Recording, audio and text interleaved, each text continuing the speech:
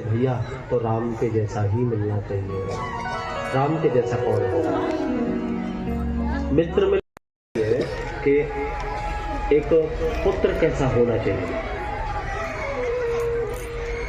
कहते हैं कि पुत्र हो तो राम के जैसा हो। तो एक बार पिता ने आज्ञा भी नहीं दी थी राम को बन जाने की, बस पिता के वचन के बारे में सुना था। पिता के वचन के बारे में सुना था।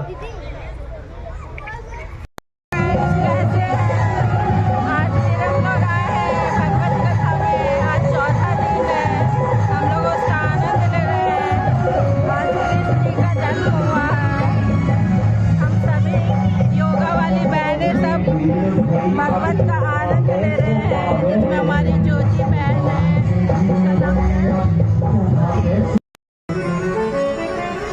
पाणौ महासायक चारु चापम नमामि रामं रघुवंशनाथम। इस श्लोक में ना पूरी रामायण है, पूरी राम कथा है कि नीलाम्बुज श्यामल कोमलांगम। इसमें राम जी के स्वरूप का वर्णन है कि नीलमणि जैसे राम जी चमकते हुए, कि राम जी का स्वरूप का वर्णन है। नीलाम्बुज श्यामल कोमलांगम। सीता समारोह, सीता स्वयंवर का वर्णन आया है यहाँ कि सीता समारोह पितवाम भागम। सीता विवाह लौटने का पूरा आया कि पाणव महासायक चारु चापम वन गमन। और राक्षसों के मरण की लीला इस शब्द में आई कि पाणव महासायक चारु चापम और नमामि रामम रघुवंश नाथम, कि ऐसे उन राम को हम बार बार प्रणाम करते हैं। तो राम कथा तो बड़ी दिव्य है। और एक कथा ऐसे भी सुनते थे।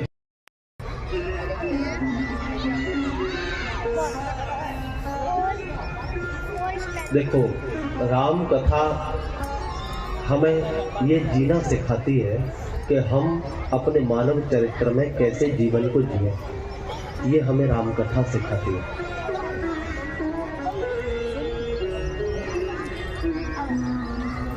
कि राम कथा तो ऐसी दिव्य कथा है जो राक्षसों को भी मानव बना देती है, जो दैत्यों को भी, दानवों को भी मानव बना देती है। ये ऐसी दिव्य कथा है राम कथा। कहते हैं कि राम कथा इतनी दिव्य कथा है, इतनी दिव्य कथा है कि कोई एक गुण भी अगर राम कथा का अपना ले, कोई राम कथा का एक गुण भी अपना ले, तो जीवन का कल्याण ही जो हो जाएगा, जीवन ही सार्थक हो जाएगा। अगर कोई एक गुण ही अपना ले तो।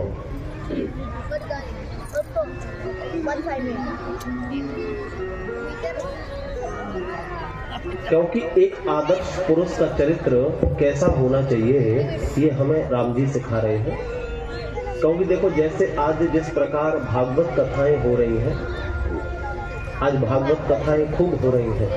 टीवी पर आप खोल के देखो, तुरंत भागवत आपको सुनने को मिलेगी। जगह जगह भी आज खूब आयोजन हो रहे हैं भागवतों के। लेकिन गुरुदेव कहते हैं कि जिस प्रकार यहाँ भागवत हो रही है, उसी प्रकार आवश्यकता है राम कथा होने की। उससे भी ज्यादा जरूरत है, आवश्यकता है राम कथा होने की। आज भगवान कृष्ण से ज्यादा ये आज राम जी की आवश्यकता है।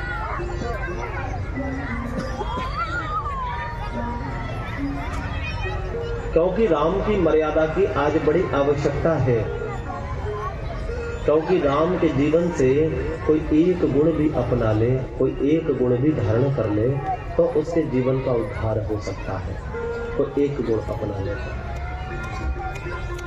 एक संत से पूछा कि महाराज, आप कहते हैं कि आज राम कथा की बड़ी जरूरत है, राम जी की बड़ी जरूरत है, ऐसा क्यों? कहते हैं कि राम जी की इसलिए जरूरत है क्योंकि आज घर घर में रावण जो पैदा हो गए हैं, आज इसलिए राम जी की जरूरत है। बोलो, हो गए कि नहीं हो गए? इसलिए तो एक भजन भी तो आपने सुना होगा कि घर घर में बैठे रावण, इसलिए राम कहाँ से लाऊं। बिल्कुल सत्य है। इसीलिए कहते हैं कि आज राम जी की बड़ी आवश्यकता है, राम के गुणों की बड़ी आवश्यकता है।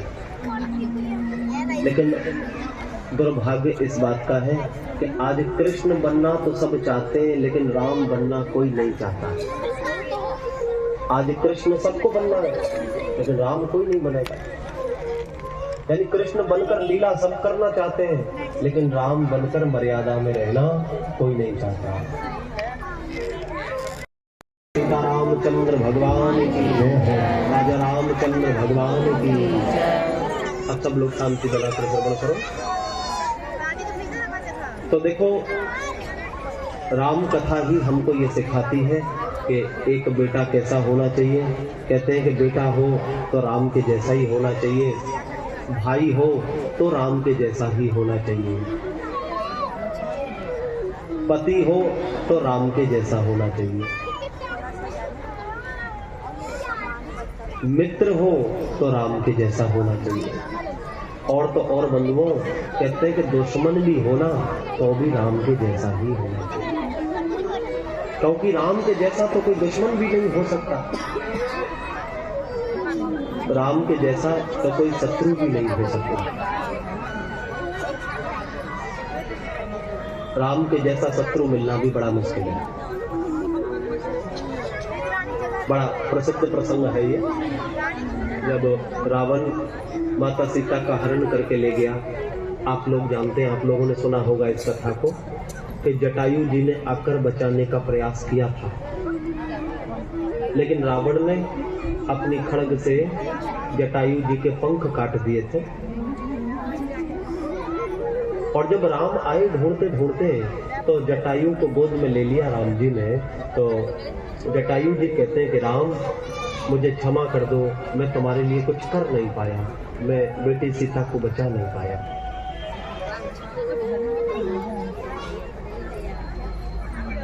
तो राम जी कहते हैं कि देखो, आप ये मत बोलो आज कोई किसी को क्या देगा, लेकिन आपने तो मेरे लिए अपने प्राण ही दे दिए।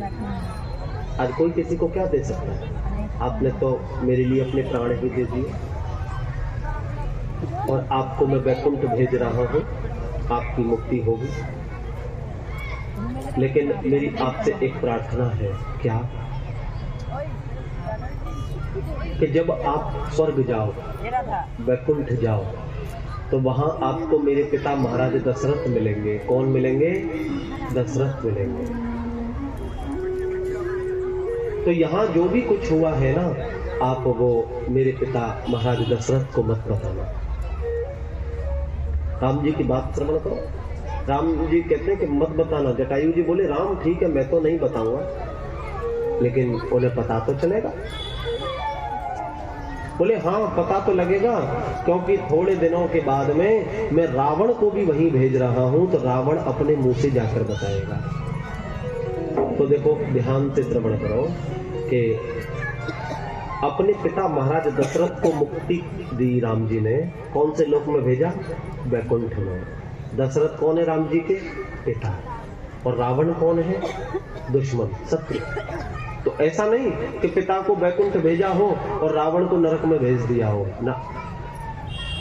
कहते हैं कि जिस लोक में अपने पिता महाराज दशरथ को भेजा था, उसी लोक में अपने शत्रु उस रावण को भी भेजा राम जी ने। इसीलिए तो कहते हैं कि राम जी, तो रावण ने कुंभकर्ण को जगवाया कि भैया कुंभकर्ण जग जा। अब नहीं जगेगा तो कब जगेगा, अब तेरी जरूरत पड़ी, अब जग। कुंभकर्ण जगा तो कुंभकर्ण को पता लगा कि युद्ध हो क्यों रहा है। जब उसे पता लगा तो रावण से आकर बोला, अरे रावण,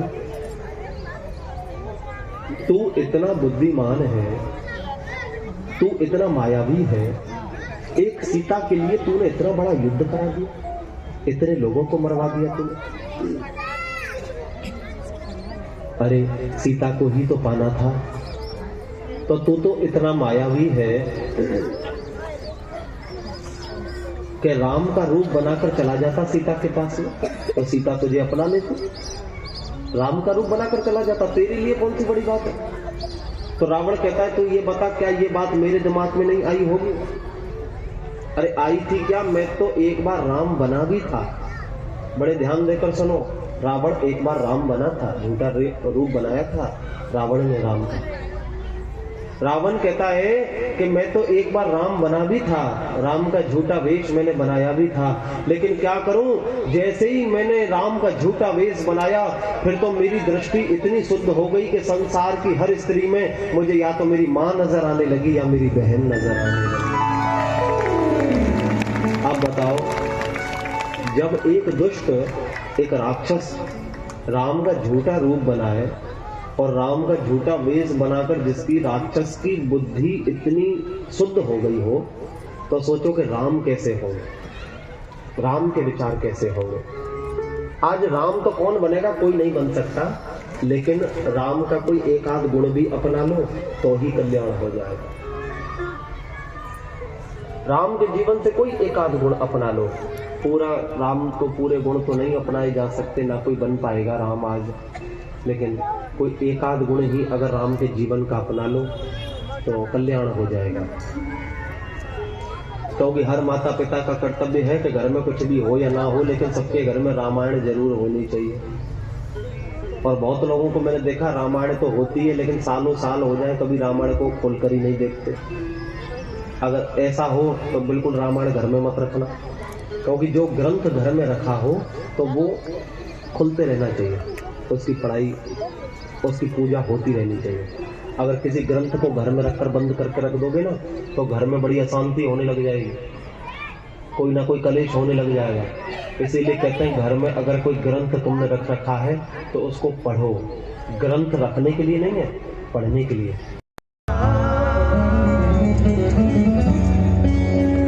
कभी मिलने मिलाने आजा, सोए भाग्य जगाने आजा, मोहन हो मोहन आजा, अब आजा,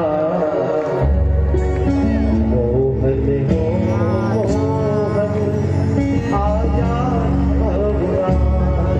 भाव से गाओ और भाव से बुलाओ भगवान को कि मोहन हो मोहन आजा, अब आजा, मोहन हो मोहन आजा, अब आजा, मोहन हो मोहन आजा, अब आजा, मोहन हो मोहन आजा, अब आजा। मेरी खिचड़ी बना दे आजा, मेरी नाच बजा दे आजा, नाच बजा दे आजा, कभी मिलने मिलाने आजा, सोए भाग्य जगाने आजा, कभी मिलने मिलाने सोए भाग्य जगाने आजा, कभी मिलने मिलाने आजा, सोए भाग्य जगाने आजा, कभी मिलने मिलाने आजा, गाओ भावे आज बजाने आजा, मोहन हो